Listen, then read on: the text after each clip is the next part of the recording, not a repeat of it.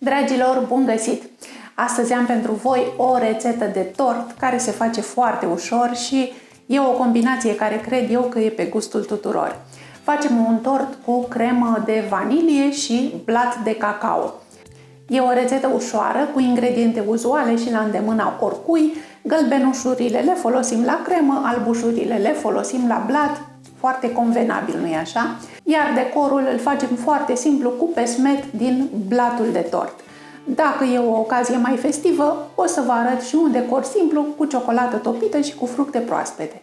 Haideți să începem! Am scris aici ingredientele pentru o cremă clasică de vanilie cu unt, iar pe pagina următoare avem ingredientele pentru blatul de tort cu cacao. Vă trebuie o tavă rotundă de 20-21 de centimetri diametru. Ca de obicei, ingredientele le puteți citi mai ușor de la descrierea videoclipului. Ne ocupăm la început de crema de vanilie. Punem cele 6 gălbenușuri într-un vas, peste ele un praf de sare, 150 de grame de zahăr și 60 de grame de amidon.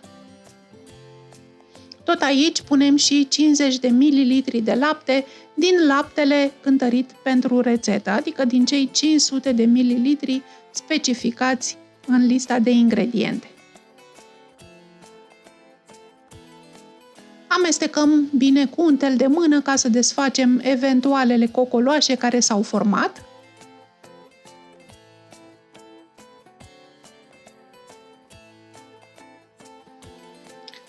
Restul de lapte îl punem la fiert într-o crăticioară. Când laptele începe să fiarbă, turnăm aici amestecul de gălbenușuri și amidon și din momentul acesta amestecăm destul de des cu un tel de mână până când simțim că se îngroașă crema. Din acel moment nu mai plecăm de lângă cratiță și amestecăm continuu încă un minut. Veți vedea, în minutul acesta crema se îngroașă și mai tare, semn că amidonul s-a stabilizat și devine mai fină. După un minut dăm crăticioara deoparte și punem aici cele 150 de grame de unt tăiat cu bulețe. Amestecăm tot cu un tel de mână până când untul se topește. Și o să vedeți că la un moment dat vi se pare că s-a tăiat crema, pentru că încă nu a reușit să înglobeze toată grăsimea, dar continuați să amestecați până când untul este complet dizolvat și crema redevine fină și omogenă. Adăugați acum extractul de vanilie și mai amestecați încă puțin.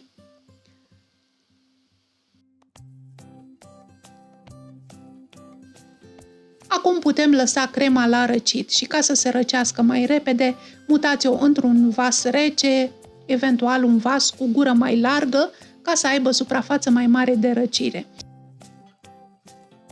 Și ca să nu formeze poșghiță, așezăm deasupra, chiar pe suprafața cremei, o bucată de folie alimentară.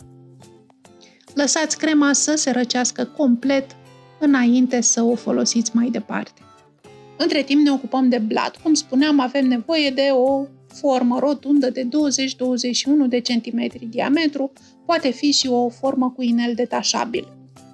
Puteți folosi hârtie de copt sau ungeți forma cu unt moale sau dacă aveți un spray antiaderent pe bază de ulei, este și mai bine. Începem cu ingredientele uscate. Cernem făina, pudra de cacao,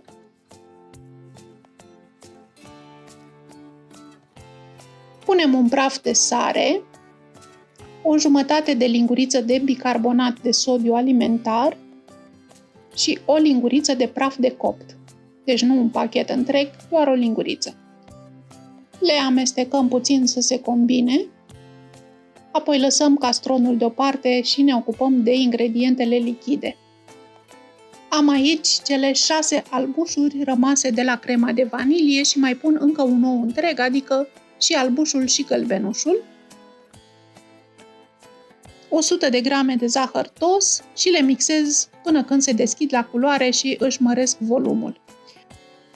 Am pus apoi 100 de grame de chefir. Puteți folosi și iaurt simplu cu 3,5% grăsime sau smântână sau iaurt grecesc. Dacă folosiți smântână sau iaurt grecesc, care au mai puțin zer, sunt mai puțin lichide, puneți 120 de grame. Eu am mai adăugat și o linguriță de extract de cafea pentru un gust mai intens. Îl puteți omite dacă aveți copii. Și aici am o lingură de oțet de 9 grade. Mixăm din nou puțin, doar cât să se omogenizeze și apoi turnăm aici amestecul de ingrediente uscate.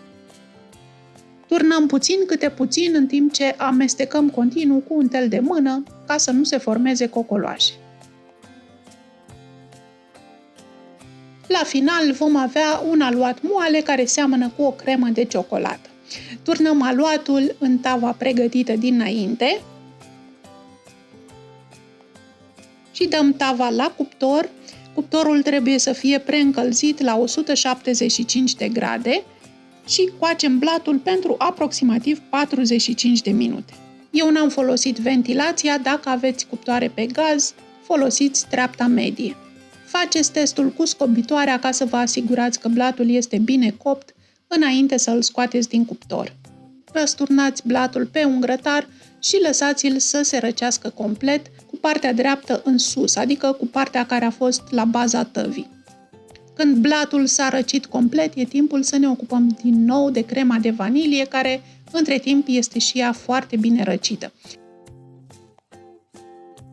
O punem într-un castron și o mixăm la viteză mare pentru 2-3 minute până când devine fină și aerată. Uitați-vă cât de bine arată crema aceasta, cât e de mătăsoasă și de catifelată. Dați deoparte 300 de grame de cremă pe care o vom folosi, să zicem, la decor sau la partea superioară a tortului. Blaturile cu oțet, de obicei, la partea superioară sunt tare urâțele, dar asta e spre binele nostru pentru că vom decupa partea aceasta care e mai strâmbă și mai uscată și veți vedea că o folosim la decor.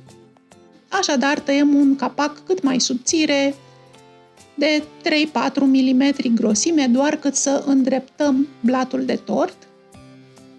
Uitați cât e de subțire. Și păstrați-l deoparte, vom avea nevoie de el. Așa arată blatul în interior, uitați cât este de moale și de aerat. Este genul de blat care nu are nevoie de însiropare, pentru că este deja ușor umed. Tăiați blatul pe orizontală în două părți egale și obținem astfel două blaturi de tort. Așezați unul dintre blaturi pe un platou, de preferat cel care a fost la baza tăvii, păstrați-l pentru deasupra. Nu însiropați blatul, tortul va sta la frigider peste noapte și are timp să tragă umiditatea din cremă, iar blatul va fi potrivit de moale și de umed. Așezați un inel metalic în jurul blatului de tort. Dacă aveți și o folie de plastic din aceasta care se folosește în cofetărie, puneți-o de jur împrejur pe interiorul inelului. Bineînțeles, puteți să lucrați și fără inelul metalic pentru că crema de vanilie are suficientă ținută încât să nu curgă. Peste primul blat puneți crema de vanilie și nivelați cu dosul unei linguri. Așezați al doilea blat cu partea dreaptă în sus și presați puțin cu palmele ca să facă priză cu crema de dedesubt. Deasupra punem cele 300 de grame de cremă păstrată deoparte și de asemenea o nivelăm cu dosul unei linguri.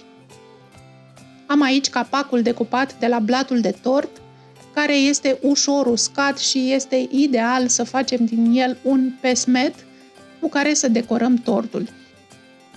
Îl pun într-un tocător electric și îl învârt de câteva ori până când obțin un pesmet ușor granulat. Pesmetul acesta îl presar peste blatul de tort. De fiecare dată, trucul acesta dă torturilor un decor pe cât de simplu, pe atât de elegant. Presați puțin cu palmele ca să se lipească de cremă și eventual mai păstrați deoparte 1-2 linguri de pesmet dacă va fi nevoie să împrospătați decorul tortului înainte de servire. Dăm tortul la frigider pentru cel puțin 6 ore sau cel mai bine peste noapte și ca să nu prindă mirosuri străine din frigider, fie îl îmbrăcăm în folie alimentară, fie îi așezăm deasupra un capac sau o farfurie pe post de capac, așa cum am să fac și eu. A doua zi scoatem inelul metalic, îndepărtăm și folia de plastic din jurul tortului, facem puțină curățenie în jurul tortului cu o pensulă dacă a mai căzut pesmet și deja tortul arată foarte, foarte bine. Dacă nu vreți să vă mai complicați, îl puteți lăsa așa sau puteți doar să-i așezați deasupra câteva fructe proaspete. Dacă e o ocazie mai festivă și vreți să vă impresionați musafirii, atunci mărunțiți cam 40 de grame de ciocolată. Eu am aici 60 de grame, dar a fost un pic cam prea multă, de aceea vă spun 40 de grame și o puneți la topit cu o lingură de ulei. Când ciocolata s-a topit, o punem într-un poș de plastic sau într-o pungă de plastic, dar mai rezistentă și tăiem aici un vârf cam de 2 mm secțiune. Nu trebuie să fie nici prea subțire pentru că decorurile nu vor avea stabilitate, dar nici să curgă ciocolata prea groasă pentru că atunci decorurile nu mai ies atât de frumoase. Dacă tăiați cam 2 mm este suficient. Și ne jucăm puțin cu poșul pe o hârtie de copt. Sau puteți să așezați bucăți de hârtie de copt pe orice suprafață cilindrică și veți obține decoruri în relief, ca să zic așa, sau decoruri 3D. Dăm decorurile la frigider pentru 10 minute cât să se întărească ciocolata. Apoi le desprindem cu grijă de pe hârtia de copt. Așa arată, sunt foarte simple, dar de mare efect. Aici așezăm câteva fructe proaspete ca într-un coșuleț, iar decorurile drepte le înfingem pur și simplu în stratul de cremă de deasupra. Mai așezăm câteva fructe proaspete și ochioase deasupra tortului și gata, iată cât de simplu și cu ingrediente relativ ieftine am făcut un tort care pare destul de extravagant. Dragii mei, așa arată tortul. Sper că vă place și că o să încercați și voi rețeta cât de curând. Să tăiem împreună prima felie de tort. Uitați cât de bine arată, îmi place la nebunie stratul acela gros de cremă de vanilie și pesmetul ciufulit de deasupra. Este un tort extraordinar de bun, cu arome blânde de vanilie și de cacao. Chiar cred că e o combinație cu care nu veți da greș, indiferent de situație. Sper mult să încercați și voi rețeta. Vă aștept în comentarii să-mi spuneți cum a ieșit și dacă v-a plăcut. Numai bine!